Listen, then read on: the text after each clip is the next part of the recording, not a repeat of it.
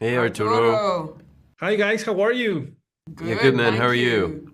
I'm really excited. Unfortunately, we cannot talk about any spoilers. I'm really sad about that. But That's okay. anyway, But have you uh, seen it, Arturo? yes, I've seen it. I have a lot of questions that I cannot do, guys. I know, it's such a shame.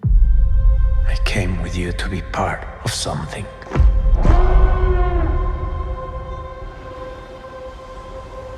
The Empire cannot win.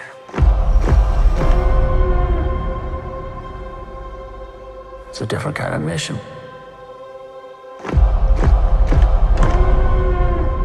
If it goes up in flames, it will burn very brightly.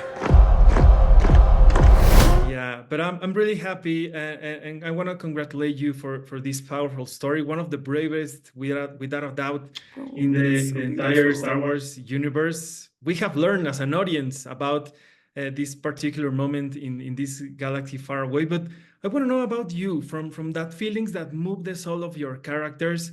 I imagine that you have learned a lot of, have seen reflected many things of the world that we currently are living, where probably the empire is making decisions that has impact all of us.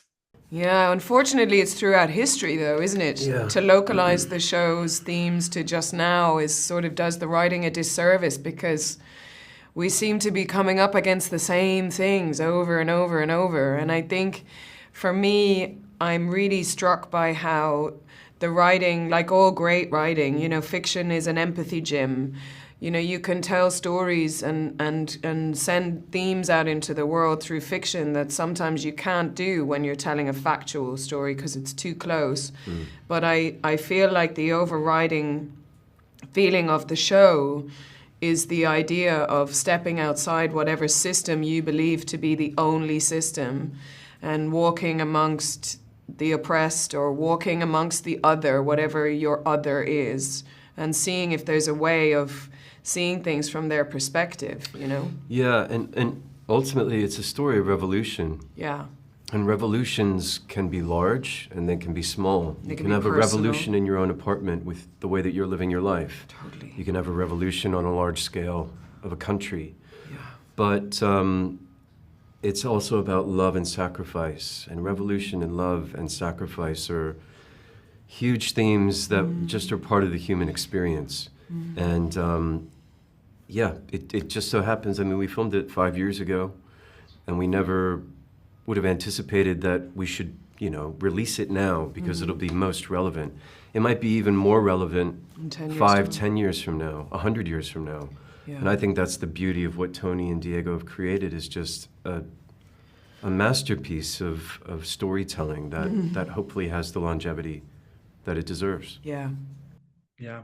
Kyle, your character is the antithesis of the anti-hero that Diego plays in Andor. And in the series, we can know a lot about these feelings that torment him and all the aspects of his life and this contrast that he's doing when Andor and the rebels are doing.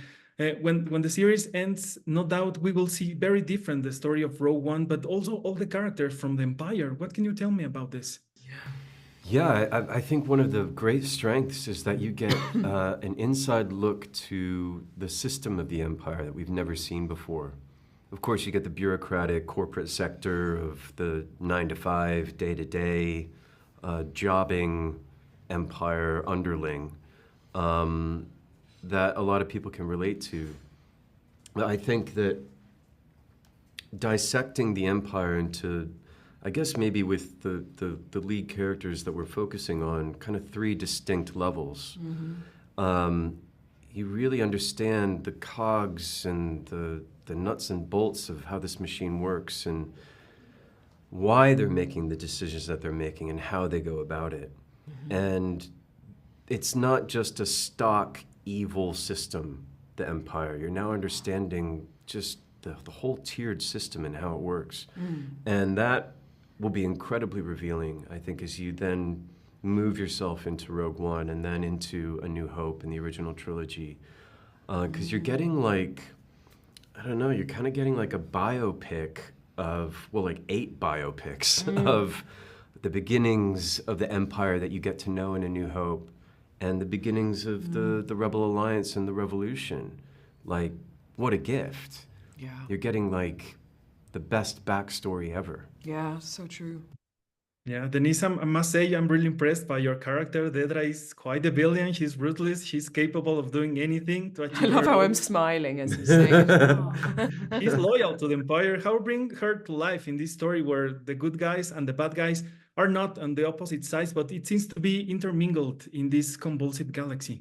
Yeah, I mean, I feel like we find out about Dedra's background, you know, how she came to be in the Empire. And, you know, I really understand her in season 2, but I don't agree with the things that she does. But I think it's really important to understand what it's like to have an indoctrinated person in a position of power, because it's very dangerous, you know. Dedra has true belief to the detriment of every other thing in her life. Like, I have empathy for her, because I think she was denied the ability to feel and to understand what vulnerability is and understand how to make herself feel safe in her own body. She has to have control of everything because she's never learned anything else. And so I think you really understand you understand it, but that doesn't necessarily mean that you have to like it, you know? I think that's what's so great about all these characters. Yeah. We're trying to give an understanding. No empire and no villain is just that one thing, you know? And I think the more that we can see that, I think it helps us in our real life, you know? You can see, okay, well, that person was brought up this way, therefore they respond to the world based on what they learned. And Dedra didn't have, and Syril didn't have any love, you know? Yeah, they're only doing what they really truly believe to be right, Exactly. given the circumstances, the upbringing, and the surroundings that they're put in. It was such an honor talking to you. Congratulations. Thank you. Are you very proud of Diego? I'm really proud. And Alonso Ruiz Palacios is one of our Mexican Yes. most iconic directors. How was the chance working with him? Yeah, we had I mean... I didn't get to work with him. Yeah, he's but great. Yeah. It was just the whole thing. Diego as our leader is just, it's beautiful. He's a credit to your country. Yeah.